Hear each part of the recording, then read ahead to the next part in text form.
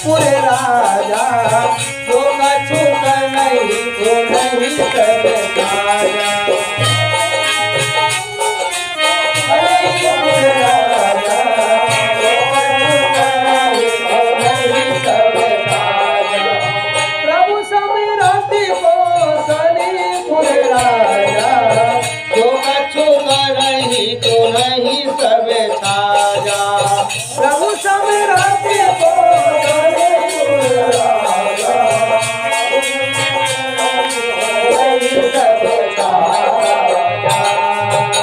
देखो भगवान समर्थवान है और वो जो कुछ करना चाहे वो कर सकते हैं। समर्थवान व्यक्ति सब कुछ कर सकता है और असमर्थवान व्यक्ति कुछ नहीं कर सकता है। इसलिए आप जाइए, उनके पास गए तो श्री लक्ष्मण जी ने जैसे कहा उनके पास जाओ, तो राम जी के पास गई, कहा अजी वो तो विवाह करने के लिए नहीं कह रहे, आप कर लो। कहा देखो मैं भी नहीं कर सकता, मैं जो है मर्यादा पुरुषोत्तम राम हूँ, इसलिए मैं मर्यादा के विपरीत नहीं जा सकता हूँ। मेरी बात को ध्यान दीजिए। उन्होंने कहा नहीं नहीं ऐसा है, वो तो विवाह करने के लिए मना कर रहे हैं, वो कह रहे हैं कि मैं नहीं करूँगा, इसलिए आप कर लीजिए। भगवान ने कहा देखो ऐसा है, मैं अभी भी नहीं कर सकता हूँ, जाइए मैं उससे कह देता हूँ लक्ष्मण भैया से, भैया लक्ष्मण जी बोले क्या, का विवाह कर लेना। विवाह कर लेने का मतलब उन्होंने कहा इशारा में जो है नाक कान को इशारा करके कहा विवाह कर लेना। कहा ठीक है फिर इसको आने दो। अब जैसे वहाँ वो आई तो फिर राम जी ने कहा नहीं, लक्ष्मण जी ने कहा नहीं करूँगा विवाह। जब कहा नहीं करूँगा तो शूर्पणखा ने सोचा कि ये जो इन दोनों के बीच में ये देवी बैठी है यही सब गड़बड़ सड़बड़ कर रही है, यदि मैं इसको समाप्त कर दूंगी, इसको मैं खत्म कर दूं, ये दोनों मेरे से विवाह करने के लिए एकदम तैयार हो जाएंगे। अब शूर्पणखा ने क्या किया महाराज जी, विकराल रूप धारण किया और विकराल रूप धारण करके भगवान को डरवाने दौड़ी और भगवती सीता जी को खाने के लिए दौड़ी। और जैसे ही भगवती सीता जी को खाने के लिए दौड़ी तैसे भगवती सीता जी ने कहा अरे प्रभु बचाओ बचाओ वरना मुझको खा जाएगी। जैसे ये शब्द कहा तो राम जी ने कहा रुक जाओ, मैं विवाह करने के लिए तैयार हूँ, तुम हमारी देवी को क्यों खाओगे, काफी विवाह करो। उन्होंने कहा ठीक है। अब राम जी ने कहा लक्ष्मण जी, बोले क्या, बोला विवाह कर लो। बोले कर लेंगे, ठीक है, देवी जी को आने दीजिए तो जरूर करेंगे। अब आपका आदेश है महाराज जी तो मैं करूँगा। अब वहाँ जैसे ये पहुँचती है विवाह करने के लिए तो भगवान ने कहा, लक्ष्मण जी ने कहा देखो हमारे क्षत्रियों का ऐसा नियम है कि जो क्षत्राणी हमारे क्षत्रिय वंश में विवाह करती है तो सबसे पहले वो पति का 5 मिनट तक ध्यान करती है। तो शूर्पणखा ने कहा अजी आप हमसे विवाह कर लो तो 5 मिनट क्या, जिंदगी भर मैं समाधि में चली जाऊंगी। अरे कहा नहीं नहीं, जिंदगी भर समाधि में तुझको नहीं जाना है, खाली 5 मिनट के लिए ध्यान कर।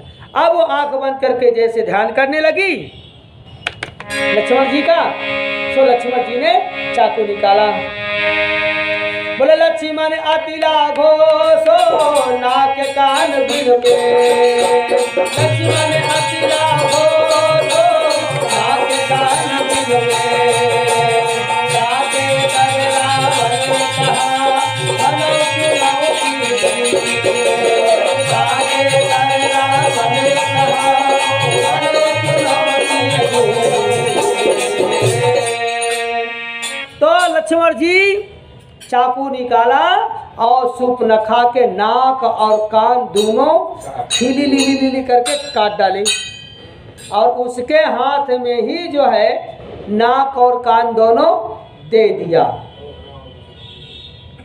तेरे से शादी वही करेगा जो अपनी इज्जत मर्यादा को ताक में रख दे, इज्जत मर्यादा को सबको वो धो के रख दे, तभी वो तेरे से शादी कर सकता है, और हम क्षत्रिय लोग ऐसा नहीं कर सकते।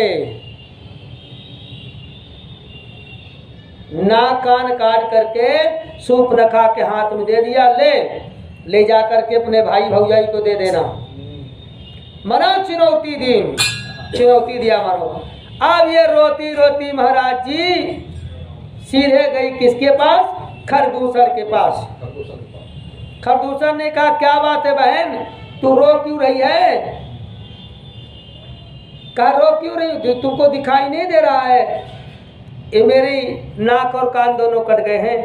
अरे कहा बहन ये तेरी नाक और कान किसने काटा, ये तो बता पहले। कहा ये मेरी नाक कान को कोई और ने नहीं काटा है, ये नाक कान जो है वो जो दशरथ नंदन कौशल्य नंदन राम है, उसने मेरी नाक कान काटा नहीं, कटवा लिया है उसने। उसके पास एक छोटा छोटा भाई है, उसे कहा इसका नाक कान काट लो, ये बहुत भी मतलब की बात करती है।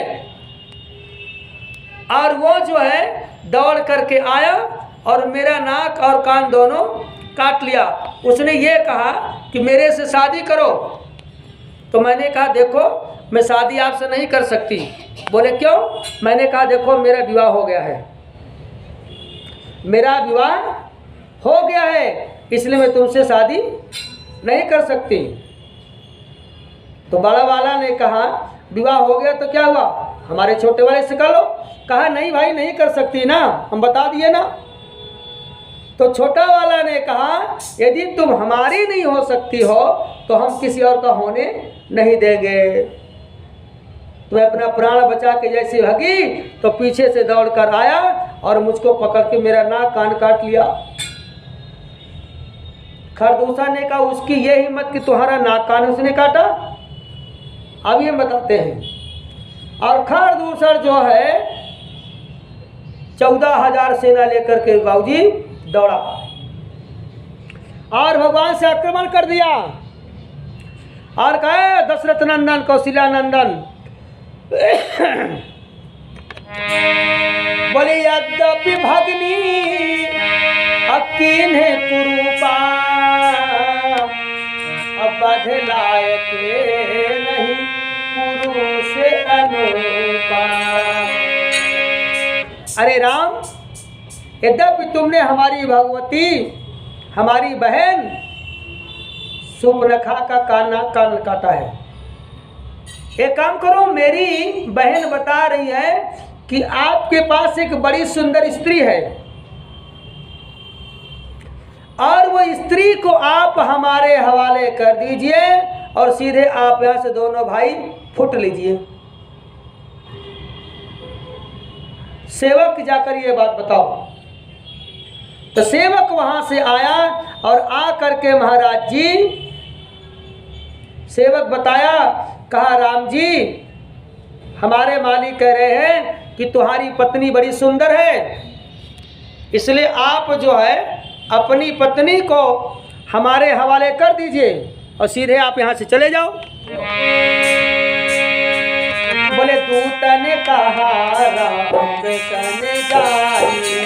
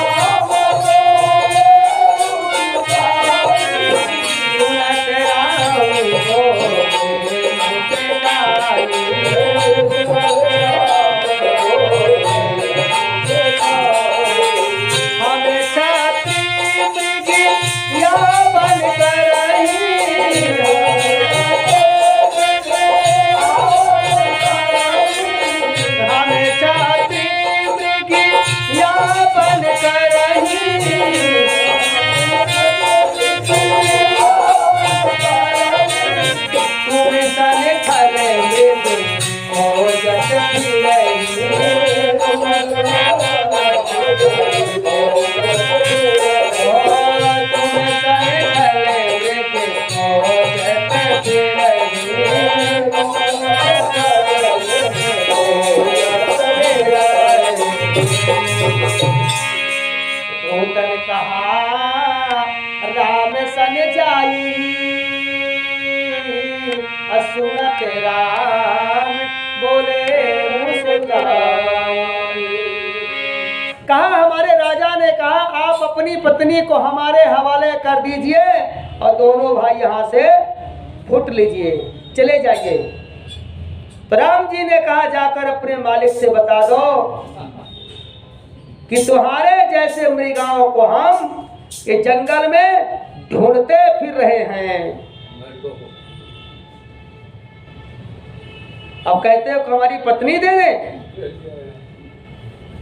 एक बार कालो सन होई, एक बार काल भी होगा तो भी उससे हम लोग लड़ जाने वाले हैं। जा बोल दो उनको। जैसे उन्होंने ये शब्द कहा, जा करके अपने मालिक से दूत ने बताया कि महाराज जी वो अपने पत्नी को देने के लिए तैयार नहीं है, वो तो युद्ध करने के लिए तैयार हैं। कहा ठीक है फिर आक्रमण करो। आक्रमण करने के लिए जैसे कहा तो प्रभु श्री राम जी ने कहा कि भगवती सीता जी ने राक्षसों को देखा नहीं है, इनके बड़े बड़े दांत होते हैं, खुरदरा शरीर होता है, बेढंगा रूप होता है, देख करके भगवती सीता मेरी डर जाएगी। तो प्रभु श्री राम जी ने कहा कि लक्ष्मण भैया भगवती सीता जी को लेकर के गुफा में चले जाओ और इन लोगों को मैं अभी देखता हूँ। भगवती सीता जी को लेकर गुफा के अंदर चले गए। बाहर से भगवान ने गुफा में एक बहुत बड़ा पत्थर लगा दिया और सामने आए। चारों तरफ से 14,000 सेना दौड़ पड़ी, आक्रमण करो, राम को मार डालो। कोई कहता काट डालो, कोई कहता इनको भूंज दो, कोई कहता बम फिट के उड़ा दो, कोई कहता मिसाइल मार दो। राम जी ने कहा इनके पास इतना अस्त्र शस्त्र है, मेरे पास कुछ नहीं है। तो भगवान ने एक बाण निकाला और गुरु जी को याद करके और मंत्र पढ़ करके जैसे छोड़ा तो सारे राक्षसों के बीच में जैसे वो बाण पहुंचा तो बोले देखहि परस पर राम करि संग राम रे पुतन हरि मर देखहि परस पर राम करि संग राम रे पुतन हरि मर।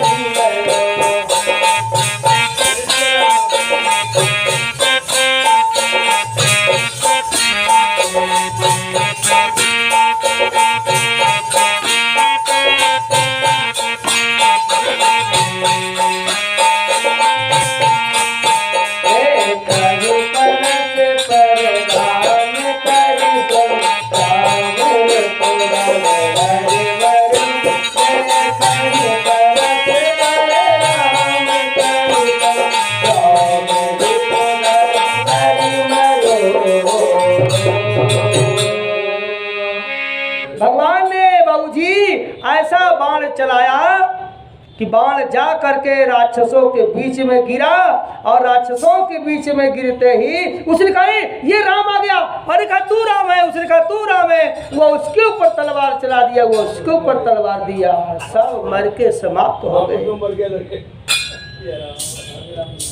देखा ही परस पर राम करी संग्राम रिपुदल लरि मर्यो।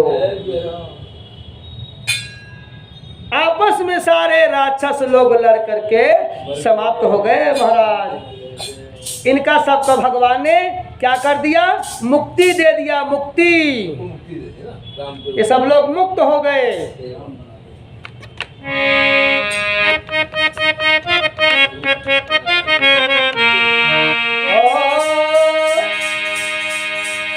मुक्ति का कोई तो जतन कर ले हो, मुक्ति का कोई तो जतन कर ले हो, थोड़ा थोड़ा हरि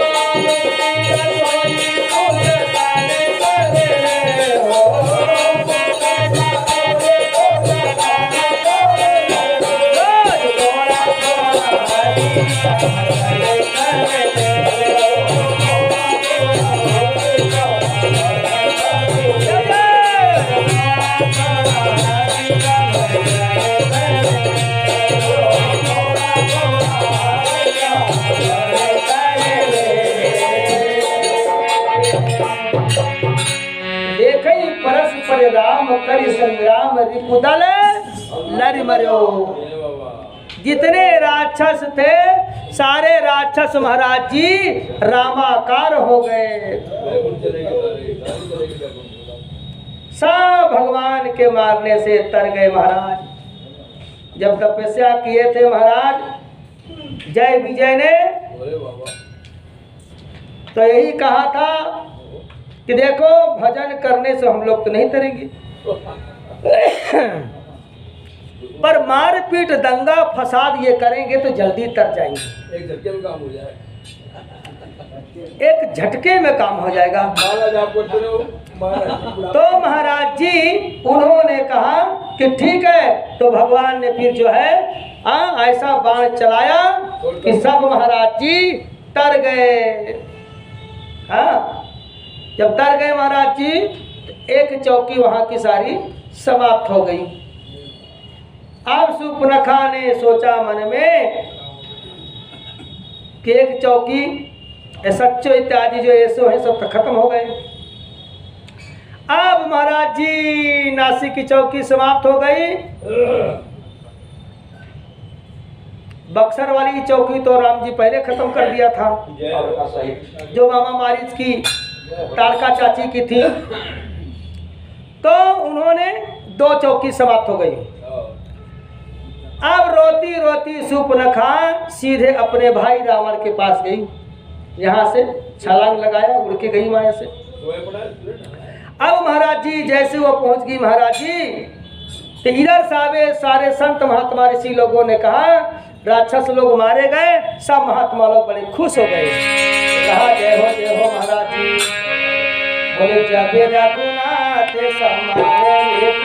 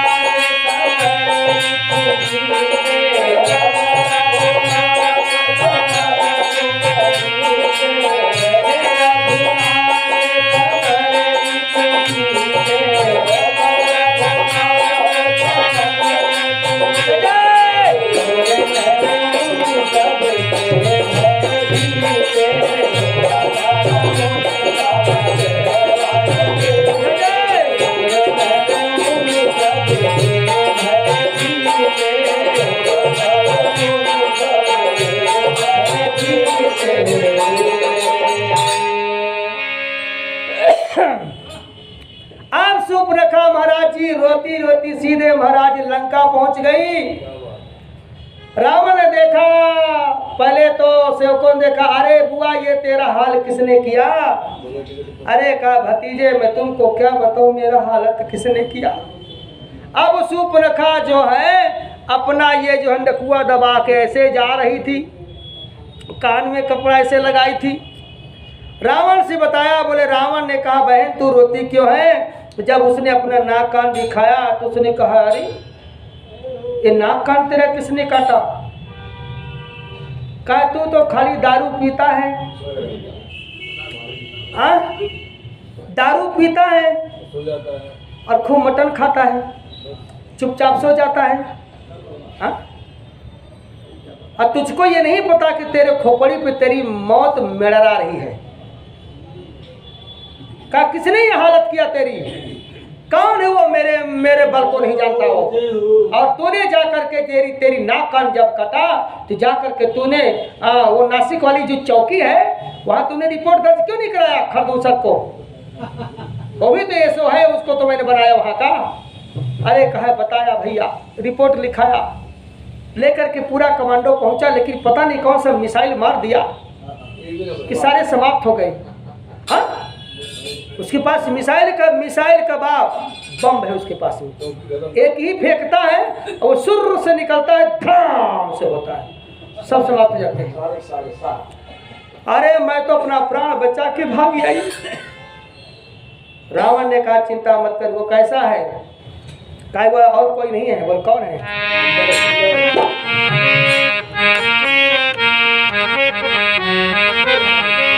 बोले अवधि पते कैसे रख के जाए,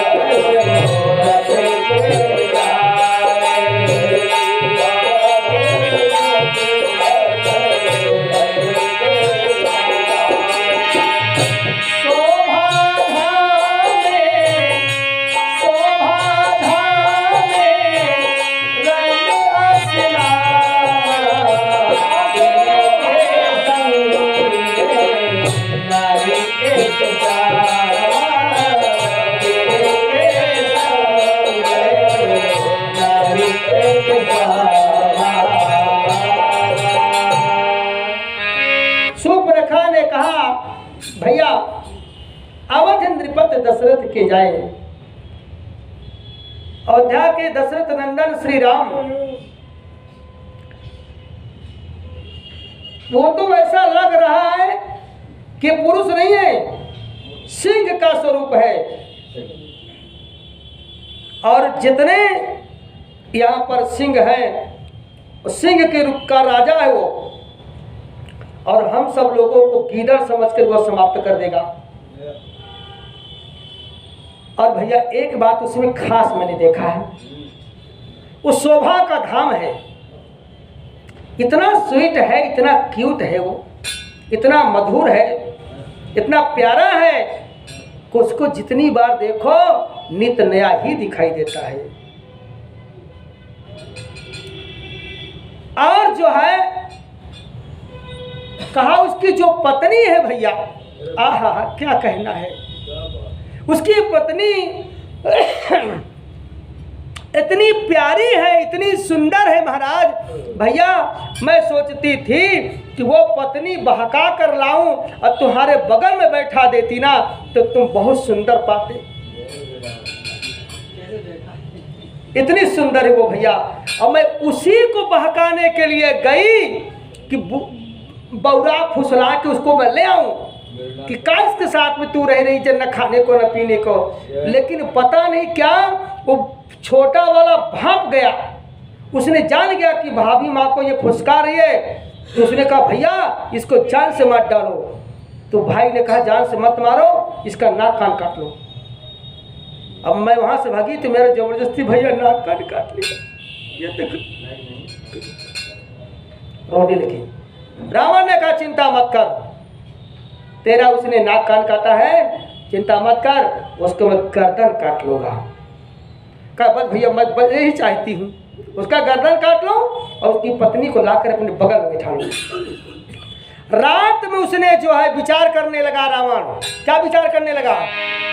बोले खारे तू सरे मोही भगवान